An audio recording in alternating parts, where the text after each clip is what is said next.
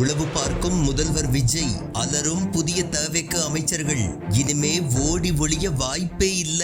தமிழகத்தில் புதிய ஆட்சி அமைந்ததை தொடர்ந்து முதல்வர் விஜயின் செயல்பாடுகளில் சில முக்கிய மாற்றங்கள் தென்படுவதாக தமிழக வெற்றி கழகத்தின் முக்கிய நிர்வாகிகள் மற்றும் உடன்பிறப்புகள் மத்தியில் பரவலாக பேசப்பட்டு வருகின்றது. குறிப்பாக முதல்வர் ஆவதற்கு முன்பிருந்த விஜய்க்கும் தற்போது கோட்டையை ஆளும் விஜய்க்கும் இடையே நிர்வாக ரீதியாக பெரிய வித்தியாசம் இருப்பதாக கூறப்படுகின்றது. முதல்வர் ஆவதற்கு முன்பு வரை தமிழக எந்த ஒரு அரசியல் பிரச்சனையாக இருந்தாலும் அல்லது கட்சியின் அடுத்த கட்ட நகர்வுகள் குறித்த விவகாரமாக இருந்தாலும் தவிகவின் முக்கிய தூண்களாக கருதப்படும் ஜான், ஆதவ், ஆனந்த், அருண்ராஜ், நிர்மல்குமார் ஆகியோரிடம்தான் விஜய் முதன்மையாக ஆலோசிப்பார். அவர்களுடன் நீண்ட நேரம் விவாதித்து முன்வைக்கப்படும் கருத்துக்களின் சாதக பாதகங்களை ஆழமாக ஆராய்ந்து பார்ப்பார். அதன் பின்னரே இறுதி முடிவை எடுப்பது விஜயின் வழக்கமாக இருந்தது. ஆனால் அவர் முதல்வர் நாற்காலியில் அமர்ந்த பிறகு இந்த பாணியில் ஒரு தெளிவான கோடு கிழிக்கப்பட்டுள்ளதாக நம்பத்தகுந்த வட்டாரங்கள் தெரிவிக்கின்றன. தற்போது அரசியல் சார்ந்த விவகாரங்கள் என்றால் மட்டுமே கட்சி முக்கியஸ்தர்களிடம்